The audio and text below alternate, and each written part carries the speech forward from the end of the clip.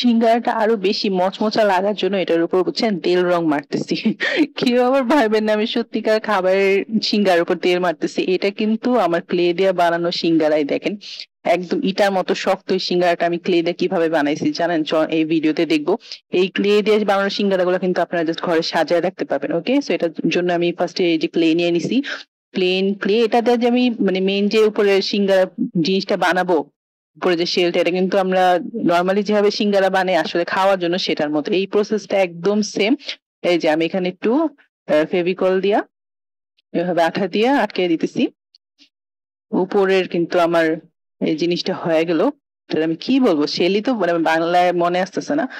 তো এর মধ্যে আমি যে সাদা সাদা ক্লে যেগুলো আছে প্লেন ক্লে দিয়ে দিতেছি। এটা হলো আমার সিঙ্গার আলু, ক্লের আলু। এখানে আপনার চাইলে যে ড্রাই হয়ে যাওয়া বা এক্সট্রা যে নষ্ট ক্লে গুলো থাকে যেগুলো শক্ত হয়ে গেছে কালার টালার, ওগুলাও দিতে পারেন। তো এটারও আমি এখন এভাবে বন্ধ করে দিব। আবার দিয়ে দিলাম আমি ফেভিকলের আঠা, ফেভিকলটা চিপকু চিপকু করে দিতেছি।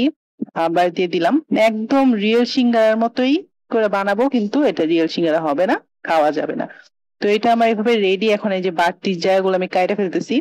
হ্যাঁ, বাড়তি ক্লে গুলো কাটার পরে যে সুন্দর শেপ হয়ে গেছে দেখেন, একদম রিয়েল সিঙ্গারার মতো, কিন্তু খাওয়া যাবে না। ওকে, তো একইভাবে আমি আরো কয়েকটা বানায় নিব। যেটা আমি শুকায় যাওয়ার পরে দেখেন একদম শক্ত শুকায় যাওয়ার পর আমি কালার করব। একটা ফোমের মধ্যে আমি এরকম এই যে অয়েল কালার নিয়ে ব্রাউন কালার নিছি আমি, নিয়ে এটা ইচ্ছা মতো ঘষা ঘষা কালার দিব। দেখেন মরসেন এটা ভাজা ভাজা হয়ে গেছে। তো এইটুকু ড্রাই হওয়ার পর আমি আর একটু ক্রিস্পি ভাব আনার জন্য, যেমন এই যে একটু ব্রাউন ব্রাউন দিতেছি, যে একটু এই জায়গায় একটু ভাজা ভাজা হয়েছে, এই ইফেক্টটা দিয়ে দেখেন চিপা চাপায় ভালো মতো কালার দিতে হবে। মেকআপ করার মতো মনে হচ্ছে আমি ফাউন্ডেশন ব্লেন্ড করতেছি বিউটি ব্লেন্ডার দিয়া।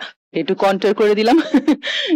একটু ভাজা ভাজা হয়ে গেল, তেলে ভাজা একটু ভাজা, এরকম করে কিন্তু সবগুলো সিঙ্গারা আমরা কালার করে ফেলবো। দেখছেন, এই দেখেন শুকানোর পর এরকম হয়ে গেছে, একদম আমার সিঙ্গারা ভাজা ভাজা রেডি। এটা আমি সার্ভ করে দিই, একটা প্লেটের মধ্যে আমি সার্ভ করে দিচ্ছি। প্লেটটা কিন্তু মেলামাইনের ভাই, এটা আবার কেউ ক্লিয়ার মনে করেন না। সাথে কিছু কাঁচামরিচ ছাড়া তো সিঙ্গারা হইব না, কাঁচামরিচটাও ক্লিয়ার।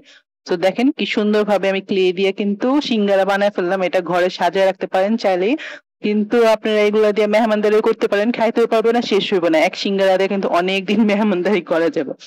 ঠিক আছে, তো এই যে আমার এই রেসিপিটা কেমন লাগলো এটা কিন্তু অবশ্যই কমেন্ট করে জানাই দিবেন।